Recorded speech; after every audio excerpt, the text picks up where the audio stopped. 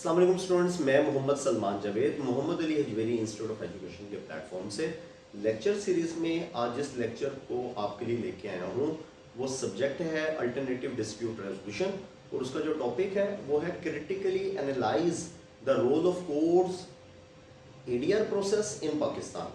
तो जो एडीआर का प्रोसेस है यानी कि अल्टरनेटिव डिस्प्यूट रेजोल्यूशन का, उसमें जो अदालत का किरदार है उसको हमने थोड़ा सा तनकीदी जायज़ा लेना उसका। अगर हम इसको इंट्रोड्यूस करवाएं तो क्या होगा? Alternative dispute resolution refer to mechanism for resolving disputes outside the traditional court system including mediation, arbitration, conciliation and negotiation. In Pakistan, the formal legal system is often criticized for being time-consuming, expensive, and overburdened. Consequently, ADR has gained significance as a parallel system aimed at reducing the judiciary caseload and ensuring faster justice.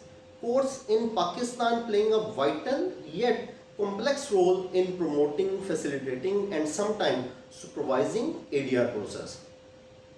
Alternative dispute resolution का जो mechanism है पाकिस्तान में, जो कि आपका मुश्तमिल होता है मीडिएशन के प्रोसेस पे, आर्बिट्रेशन के प्रोसेस पे, निगोसिएशन के प्रोसेस पे, इसके अंदर क्यों इसको पैरेलल मुतारफ करवाया गया है? प्रीवियस लेक्चर सीरीज में भी मैंने इसके बारे में आपको बताया कि एक पैरेलल सिस्टम इसलिए मुतारफ करवाया गया कि जो जुडिशियल केस लोड है, बैकलॉग है केसेस का, उसको बेतदरीज कम किया जा सके। अब इसमें कुछ ऐसे मसाइल हैं जिनका हमें सामना करना पड़ता है, लेकिन साथ ही साथ में कुछ अच्छे लेजिस्लेटिव मेजर्स लिए गए हैं ताकि इसको बेहतर किया जा सके। लीगल फ्रेमवर्क ऑफ एडीआर इन पाकिस्तान है कैसे, काम कैसे कर रहा है?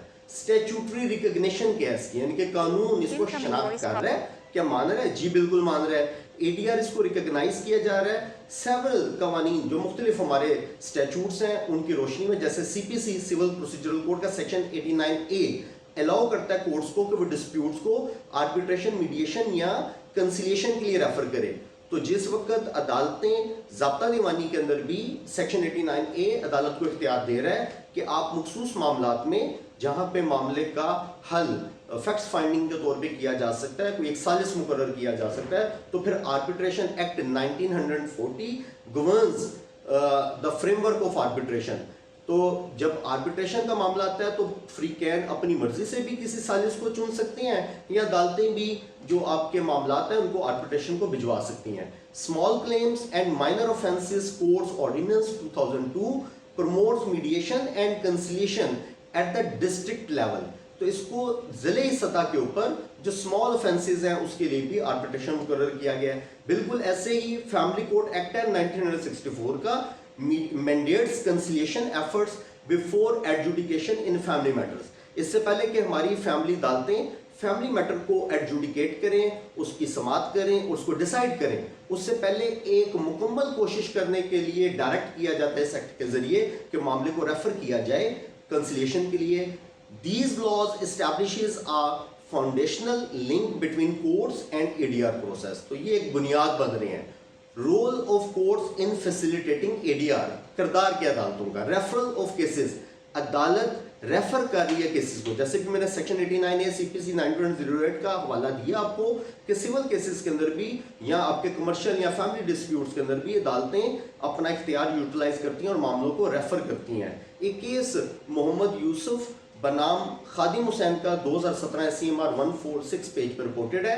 इसमें जो मेन बात थी वो ये थी और डिसाइड भी हुआ, in supreme court emphasized the court's responsibility to encourage ADR before formal litigation, ना कि अदालत रस्मी कानूनी कार्रवाई की तरफ आगे बढ़े उससे पहले उन्हें इस मामले को आप ADR की तरफ रेफर कर सकती हैं। इसी तरीके से आपके पास enforcing arbitration agreements, arbitration agreement पे अमल दरामद करवाने के लिए भी अदालतें काम करती हैं। जब पार्टीज के माबैन आर्बिट्रेशन एग्रीमेंट हो जाता है, अगर कॉन्ट्रैक्ट में कोई ऐसी बात लिखी हुई थी जिसमें आर्बिट्रेशन क्लास थी, तो अदालतें केसेस को स्टे, प्रोसीडिंग को स्टे करके रेफर कर देती हैं। पहले आप आर्बिट्रेशन कोर्ट से होके हैं या जो आर्बिट्रेटर होगा जो उस पर अपना फैसला सुनाएगा। अपॉइंटमेंट ऑफ आर्बिट्रेटर्स कैसे हो रही है? Under arbitration act 1940 courts can appoint arbitrator when parties fail to agree on one this oversight role ensures neutrality and fairness in arbitration. पहले तो पार्टीज को मौका मिल जाता है कि वो अपनी मर्जी चॉइस का आर्बिट्रेटर मुकर्रर कर सकते हैं, लेकिन अगर ऐसा ना हो तो फिर अदालत इस मामले को टेकअप करके एक न्यूट्रल पर्सन को अपॉइंट कर देती है, जिसको appointment by the court of arbitrator कहते हैं। इस तरह से फेयरनेस इन आर्बिट्रेशन ऑटोमेटिक आ जाती है। सुपरवाइजरी एंड इन्फोर्समेंट रोल क्या है अदालत का? चैलेंजिंग आर्बिट्रल अवार्ड के सबसे पहले parties can approach courts to set aside arbitral awards based on misconduct, biased or jurisdictional error. This gives courts an indirect supervisory role in arbitration. Arbitration के अंदर सालिस मुकर्रर हुआ, उस सालिस ने मसालियत करवाई, जो भी उसका फैसला जिसको हम अवार्ड बोलते हैं, वो मामला अगर कोई एक पार्टी अपने आप को गरीब तस्वुर करती है, उसको रेफर कर देती है केस को दोबारा अदालत में, और अदालत उस फैसले को आर्बिट्रेटर के जिसको अवार्ड बोला जाता है उसको सेट असाइड भी कर सकती है, करदम भी कर सकती है, उसको मोडिफाई भी कर सकती है, उसमें तरमीमी कर सकती है, रिमांड बैक भी कर सकती है दोबारा से कि आप इसको सुन के ठीक करके लेके आए। तो ये सारी चीजें इस तरीके से इनडायरेक्टली हमारी अदालतें सुपरवाइजरी और एडमिनिस्ट्रेटिव रोल भी अपना प्ले कर रही हैं। Enforcement of awards, courts are responsible for converting arbitral awards into executable decrees. Decree क्या है? अदालत में किसी एक फरीक का मुकम्मल हक का तयन हो जाना। तो जब अवार्ड आया तो अदालतें उस अवार्ड को सामने रखते हुए, यानी कि सालिस के फैसले को अवार्ड कहा जा रहा है, अवार्ड आ गया, उस अवार्ड को एक एग्जीक्यूटेबल पोजीशन में लाने के लिए अदालत उस अवार्ड की रोशनी में डिग्री सादर कर देती है, किसी एक फरीक के मुकम्मल तौर पे हक का तयन कर देती है और फिर उसको एग्जीक्यूट करती है उस डिग्री को अपने फैसले पर अमल दरामद करवाने के लिए। एग्जाम्पल के तौर पे मैसेज डीजी खान सीमेंट और गवर्नमेंट ऑफ पाकिस्तान का केस है, रिपोर्टेड है। इसमें क्या फैसला हुआ था? In the court enforced a foreign arbitral award under the New York convention highlighting Pakistan governing recognition of international ADR. तो जिस तरह पूरी दुनिया में एडीआर को प्रमोशन मिल रही है, पाकिस्तान में मिल रही है, इसको सामने रखते हुए अदालत ने भी फैसला किया। जुडिशियल रिलक्टेंस, ये एक थोड़ा सा इशू है।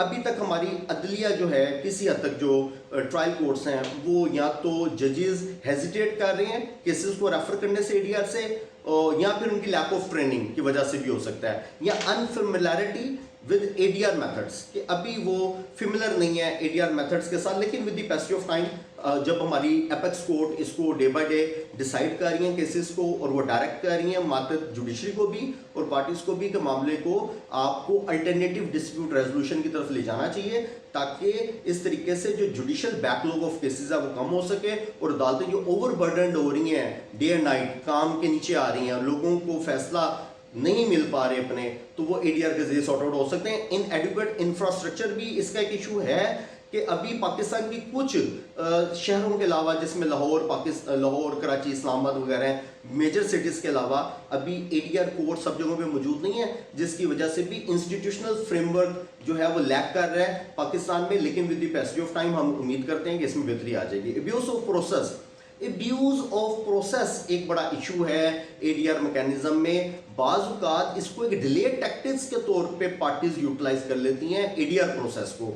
तो एडीआर का बेसिकली मकसद तो यह था कि मामले को कोर्ट से हटा के बाहर ले जाया जाए और थर्ड पार्टी न्यूट्रल वेन्यू के ऊपर इसको डिसाइड करवाया जाए। लेकिन बाज़ फ्रीकैन इसको एक डिले टैक्टिक्स के तौर पे इस्तेमाल करते हैं, पहले उसको रेफर करवा लेते हैं एडीआर प्रोसेस में, एडीआर प्रोसेस से जो फैसला होकर आता है बाद में कहते हैं मैं नहीं मानता, तो फिर दोबारा कोर्ट में ले आते हैं, क्योंकि अदालत जाने से तो नहीं रोका जा सकता ना, अदालत में जाएंगे तो इसका मतलब वो पहली बदनीति पर मुश्तमिल ही होता है मामला। तो इसको भी देखा जा सकता है, अर्ली स्टेज के ऊपर इसको चेक किया जा सकता है कि कौन सा मामला एडीआर में जाना चाहिए और कौन सा पार्टीज का डायरेक्ट कोर्ट में ही रहना चाहिए। रिसेंट रिफॉर्म्स एंड डेवलपमेंट्स की अगर हम बात करें तो establishment of mediation centres in Lahore, Karachi and Islamabad under the supervision of the respective high courts, जो सूबे की अदालतें हैं, अदालतों की जेर निगरानी मुख्तलिफ शहरों में, जिनके मैंने भी आपके आगे नाम लिए, मेजर सिटीज़ में पाकिस्तान के, वहाँ पे इनको क्याम कर दिया गया एडीआर सेंटर्स का।